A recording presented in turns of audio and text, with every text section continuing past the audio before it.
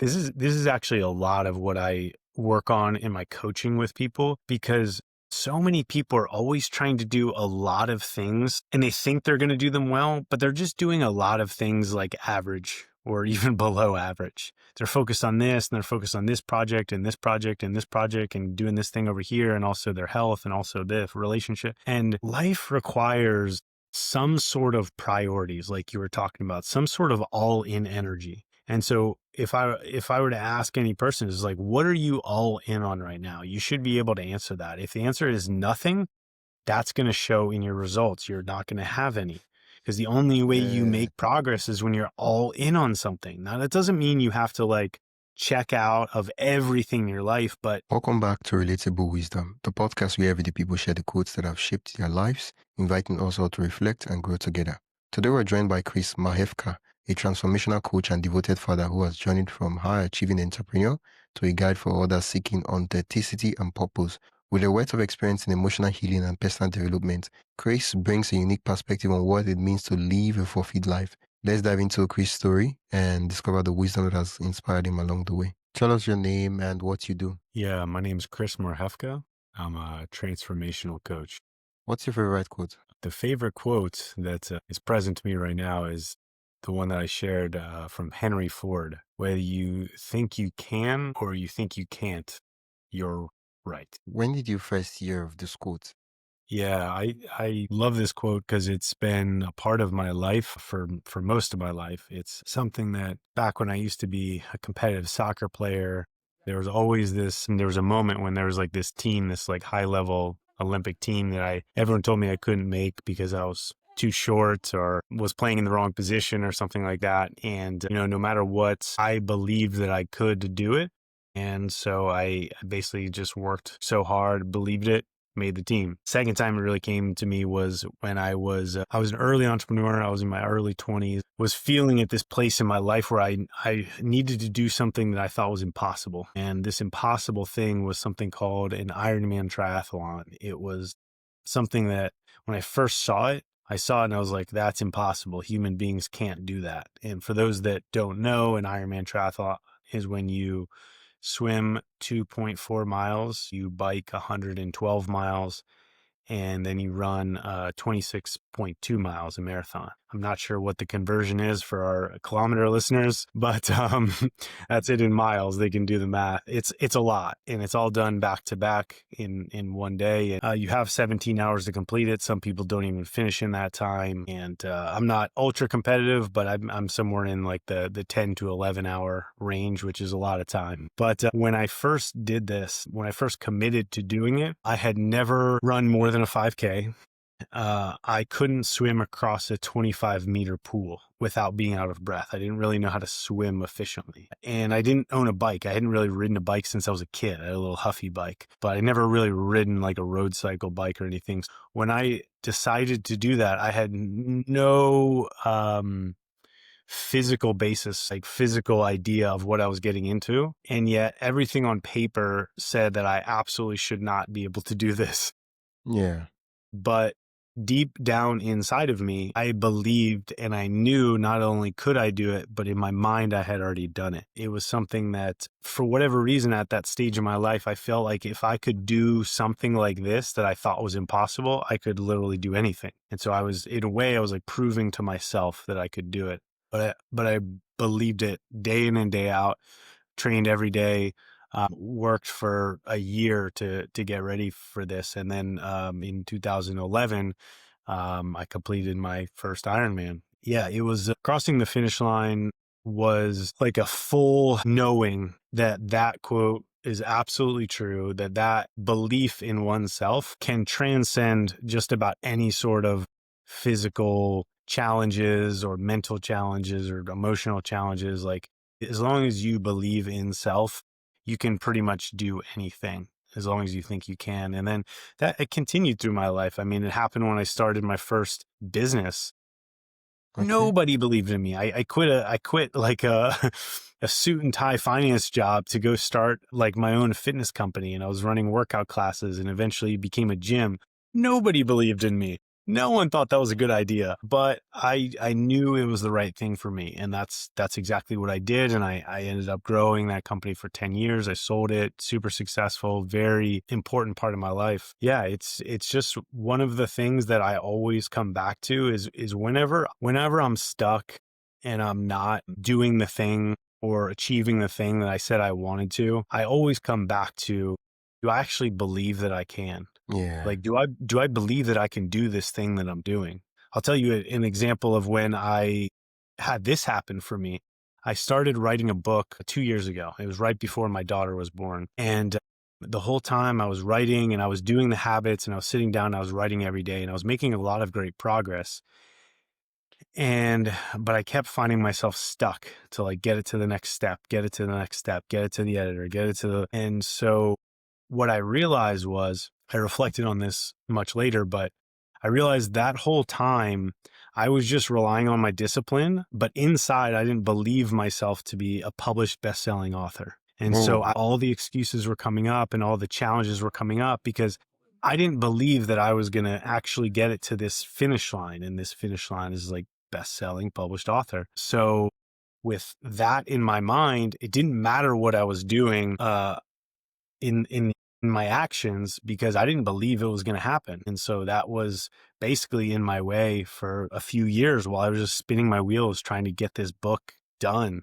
And I didn't realize that I actually deep inside didn't believe it was going to happen. So that's the work that I had to do, was work on the belief, not on my discipline, not on showing up every day, because I was doing that. yeah. I'll revisit this story because I love to like go deeper and ask you some questions for my listeners to really see the full picture of the story. But I want us to go step back to the very first time you heard the quote, right? How did the quote change the way you see yourself the very first moment you applied it?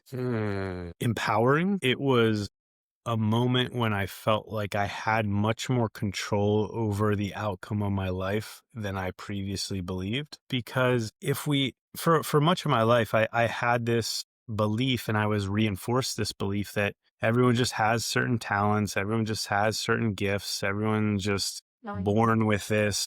But if we believe that story, then really we don't have any free will to direct what we do in this life. And we're kind of just stuck with the hands that we were dealt.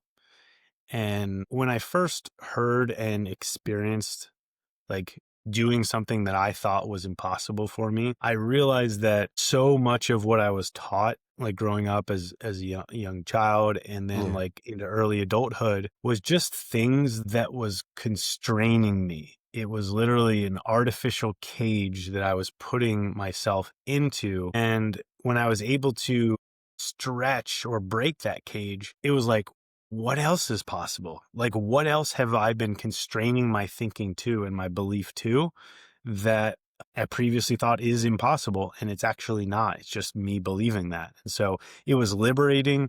It was empowering. It was like breaking this artificial cage that I had been living in.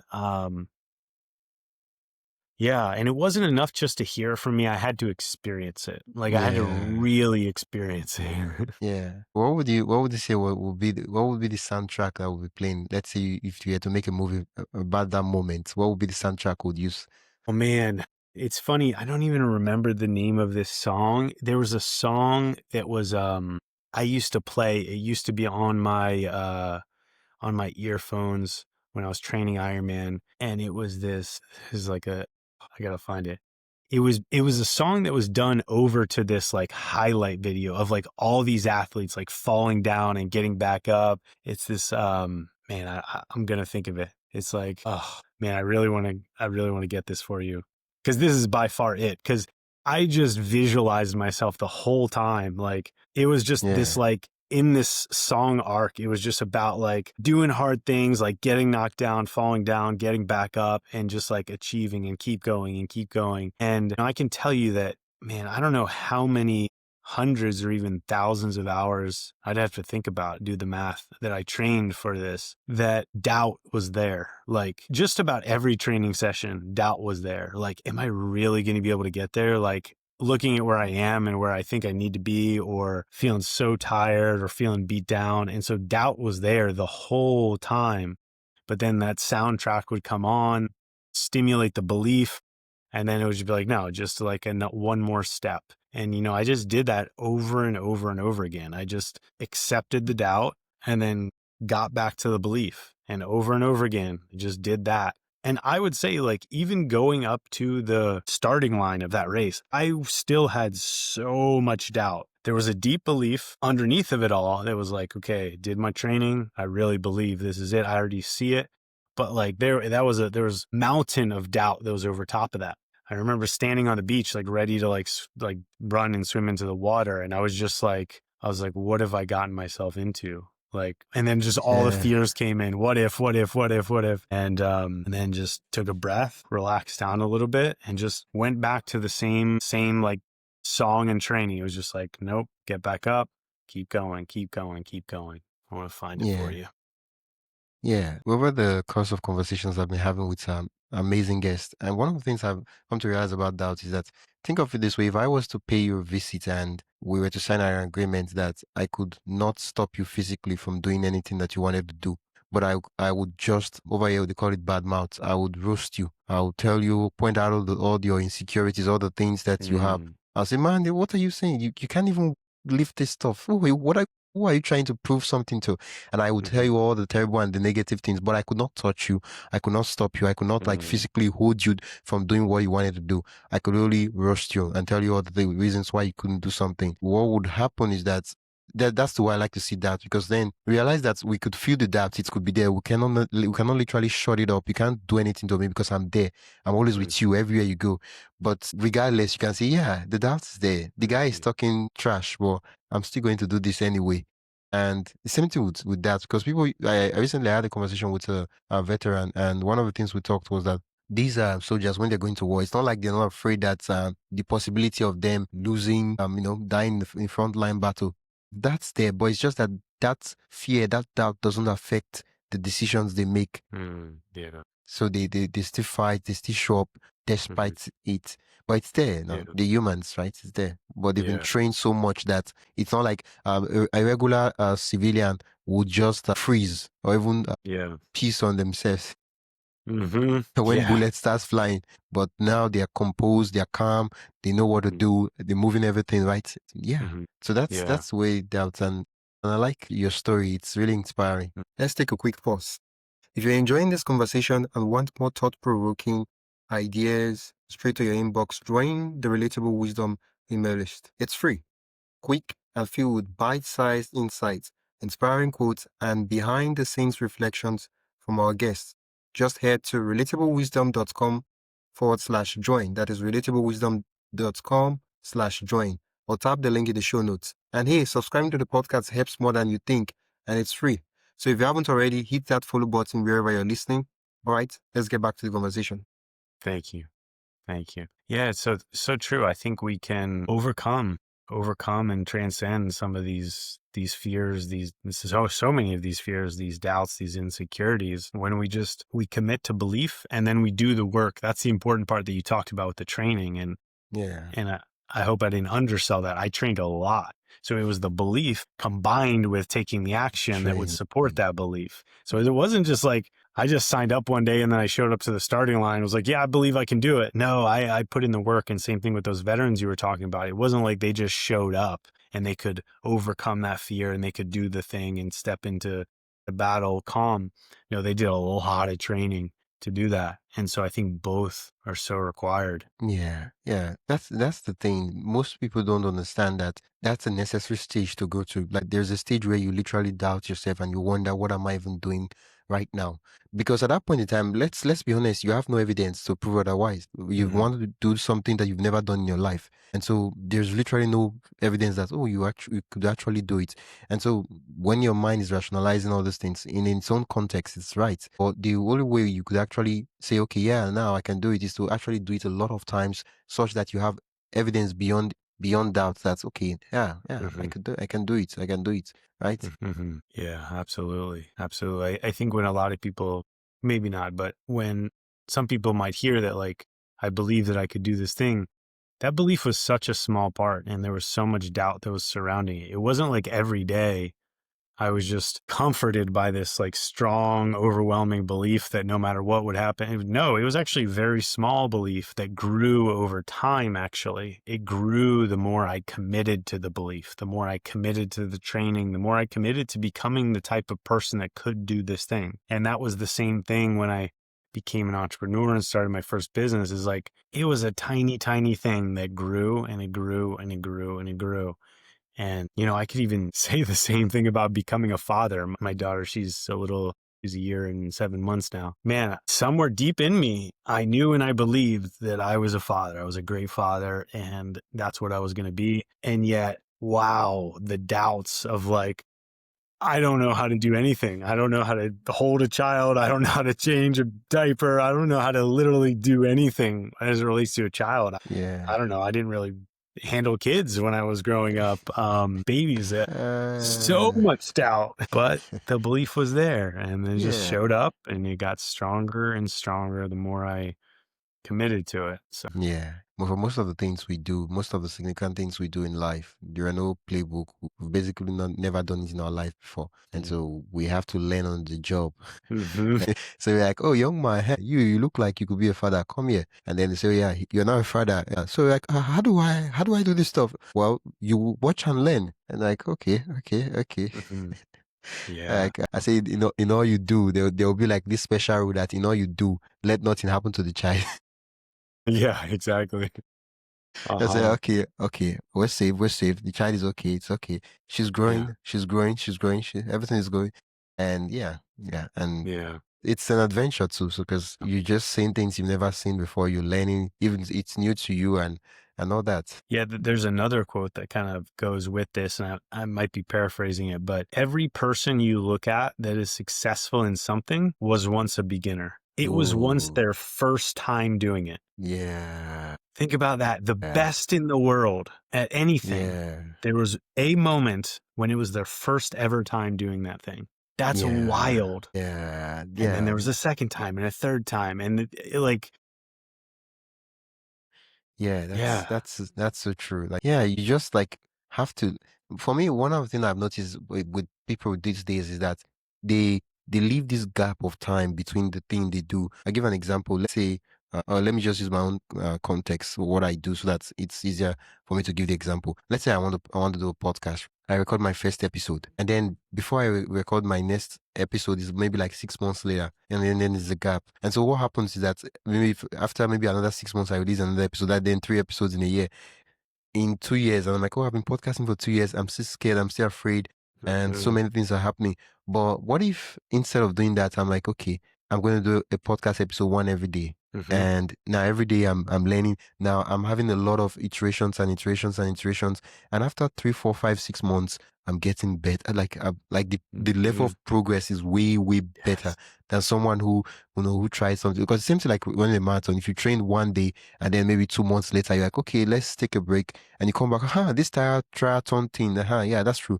What's the next thing we're supposed to do? It's like, I'm like, someone that is doing this in 1 month, Mhm. they've made so much progress that you trying to catch up, you've been left behind. And so most Yeah. people, we reduce that time. And then the funny thing is that when we start to ask, how long have you been doing this? We count that time where we did not actually do anything between the task.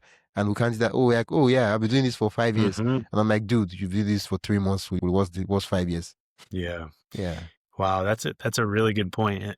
There was a time based like what you just said, there was a time when I was measuring the actual hours that I was doing a thing. So Wow. like for instance, like in my meditation practice, I would count like how many hours was I actually meditating, not years since the first time I meditated. Or yeah, same thing in training. I mean, I got into working out when I was 18 years old. There's one time when someone asked me like, how many hours do you think you've spent lifting weights or like in the gym? And it was over 10,000 easily. I mean, Yeah, and I was just like, look, man, because it was in reference to like know what I'm doing. Like I understand the body at such a deep level, and like I was like teaching someone how to do something, and there's like this really deep explanation. He's like, man, how long you been doing this? And I was like, well, actually, a long time.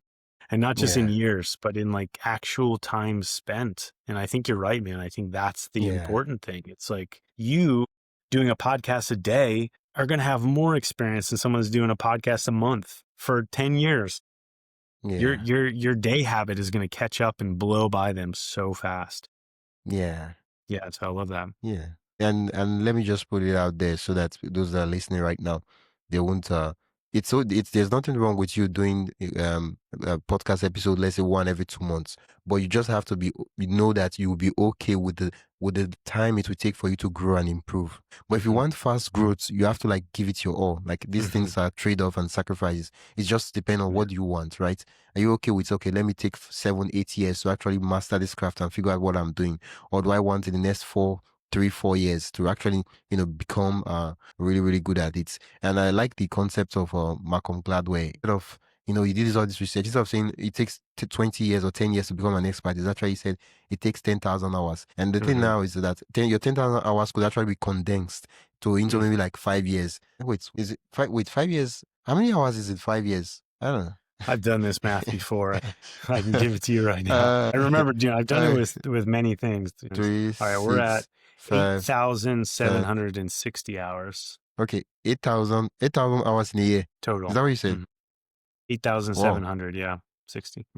Okay, it's 760. That's So if you are so immersed in something, because a lot of persons they spend maybe 12, 16 hours on the thing, whatever the mhm, thing might be for them. And so in 2, 3 years, the level of progress they've gotten is way, way like faster than you that just practice on the thing for maybe 2 to 3 hours every day. And there's nothing wrong mhm, with either of those, but you just have to like say that okay, this is the time I'm willing to put and this is how long it's going to take me and I'm okay with it. And so not don't try to expect to get the results or the speed of someone who's putting maybe 12 hours every day. They do mhm. literally nothing. They wake up morning, they do this thing afternoon, they just thinking of it. And we have to like, have our expectations clear so that we're not like doing this thing and then expecting something else. That's just Yeah. yeah.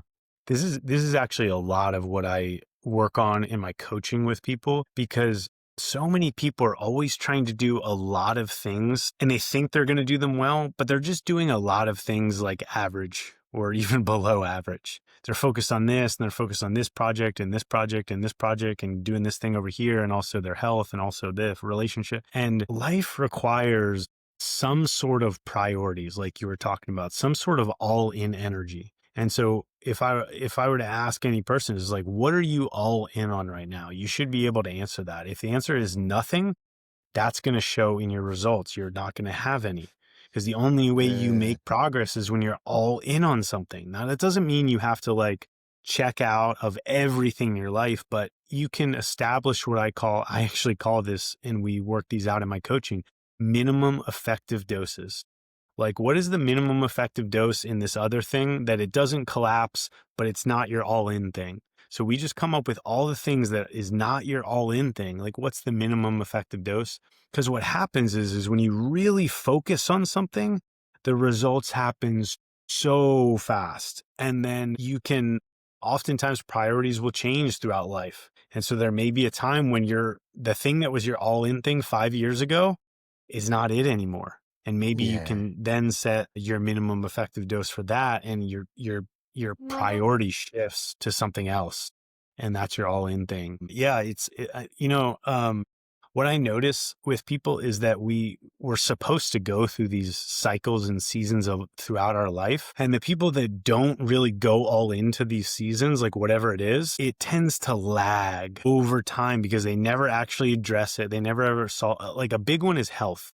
Like, a lot of people come to a point in their life where they just realize, wow, I've kind of let myself go. I'm really not as healthy. I'm kind of speaking to, I'm from the United States, and Yeah. that's a thing. A lot on health, like disease there. And so people get to this point and they're like, yeah, I kind of think I need to do something about that. But they never really go all in on resolving the root causes of why they're unhealthy. And so it lags and it drags behind them, and it's always a thing, and they never really address it. And then they get sicker and sicker, and they're like, and so had they just gone all in the first moment, they were like, wow, I really need to do something. Like, this is a turning point. And if they really saw it as a severe turning point, they could resolve it much easier, like in their 30s than in their 60s. But the same thing applies for other things, our finances, our relationships, our business, what we want to learn and grow in. And I think part of it is where a lot of people are afraid to go all in, of like, what will we miss by going all in on this one thing? And, the truth is you're always going to miss something. Yeah, it's a There's trade. You're something always going making a on trade. somewhere. You just have to be intentional about it. You're always making a trade, whether you Exactly. like it or not. Just have to be intentional and Exactly. say, right, yeah. Because you're like, yeah, I'm not going to decide. I just do, like, not deciding is a decision. Like, you Uh-huh. cannot be passive. A lot of people don't understand that. You cannot be passive in anything. You cannot say, oh, I'll just be here. I'll just drift through. That's being Mm, active. That's an active method of not showing up. So it's mhm, not like let me just go. I'll just be no. There's nothing like that. You're always making a decision. So you just do I want to be intentional about it, or do I want someone a circumstance to make my decisions for me? mhm. Yeah. Yeah. Earlier on, I did say I was going to ask you a specific obstacle you faced when in business you try to apply the quote you shared earlier on of can't or cannot, and it seemed difficult applying it. Mm. Oh Yeah. man, that one just got really clear. That one came to me. So very early on, I was talking about my first business. And my first business, I was running fitness classes and mostly outdoors and just all over the city that I was living in. And this is back before group fitness was very popular. This was in 2009. So just a while ago. And I was doing all this and I had this belief I wanted to open up a gym. I wanted to open up a physical location. I had zero money in my bank account. I had quit a job like 6 to 7 months before this time, and I had no money. I'd spent it all, like invested in the business, just trying to live basically. And I wasn't really making a lot. I was actually working 2 other jobs to support this thing that I was starting. I was managing a catering company by day, and then I would do my fitness classes in the evening, and then I would go bartend or work security at a bar at Yeah. night. And so I was literally doing this for almost a year. These 3 jobs is like catering during the day, fitness classes in the afternoon, evening, and then go work at the bar. And so that was pretty much my life. And I worked out in between when I could, and that was it. And Yeah. so there was this moment where I was like, I know it. I see it. I'm going to open up a gym. I'm going to grow this thing. I'm going to start doing more classes. I'm going to do this more full time. And I remember I was about a year in and I tried to get a loan, and this loan was for, I believe it was $12,000.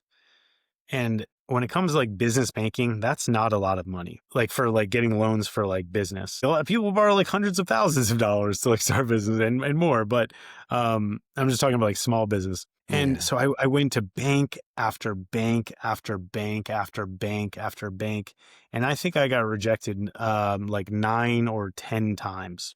And over, they were just like, "Look, you don't have enough income. You don't have money." And like, it almost like wasn't worth them to like be in that meeting with me. And I was just like, I started to have this imposter syndrome and this doubt is like, all I need to do is buy some equipment. I need some like nicer equipment. I need to like put down the deposit and like first month's rent on this place. And I like knew that I could do it. But after getting denied, I was like, well, these bankers must know what they're talking about. They must know that I'm going to fail if they're all denying me. Literally, they're all saying the same thing. And then, it was like the 11th or 12th or something like that I met. And I still like John Roberts. He such a great guy, such a great man. I banked with him my whole entrepreneurial career. So over 10 years in Florida because of this. He sat down with me. He's like, look, like I really shouldn't be giving you any money, but he's like, you know what? I believe in the energy. I believe in what you're doing here. Like you really want to help people. You really want to serve. And he's like, look, I have, I don't know what the authority is or power or whatever to just like make decisions below this a certain amount. He's like, this is well below the amount. He's like, let me just do this. And he's like, it won't be the end of the world, but like, please try to pay it back because it's on me. And I was like, I looked him in the eye. I was like, "Liz, I not only absolutely will, but Yeah. like, thank you, and I will trust you for a long time." And I ended up, he held his word, and I held mine. I ended up borrowing for him millions of dollars over the next 10 years for all of the other businesses that I would then do. And it was all because he was just like, "Hey, look, you've got something." And I think what he was feeling in me was my self belief, where no one else was like really even looking at that. They were just looking at the paper. He was seeing and feeling my self belief. And he fortunately I mean, I don't think I would have stopped at him if it was 12. I think I would have just kept Yeah. going. But, Yeah. you know, throughout that whole process, I just kept like sinking lower and lower of like, man, like maybe this is a failure. Maybe this is just what it's supposed to be. I'm supposed to just scrape by and barely get by here. But then I would go a little deeper and I would feel that belief again. And it would be like, no, it would almost be like an argument with myself. I would hear all these voices and I'd be like, no, that's not it. I actually do know what I want, and I do know what I'm doing, and I do know, like, I do believe in myself. And so over and over again, it was like the voices and the haters would come in and they're like, no, I'm not listening to that. And then I would go to the next one, go to the next one. So yeah, I mean, that was that was like the first major challenge in my entrepreneurial career, is like even getting started. Um, yeah, it was like Yeah. I could have stopped before I was even anywhere. It could have been Oh, easy. A lot of people would have said, yeah, of course. Like, of course you stopped. You got denied by 10 yeah. beggars. It's not going to Yeah. work. Yeah. Oh, thank you so much for sharing that story, Chris. And it's been an absolute delight chatting with you. Where can listeners learn more about you and what you do? Yeah, the best place to find me is chrismarhefka.com. That's just my name spelled out. Can you spell it out? Yeah, it's a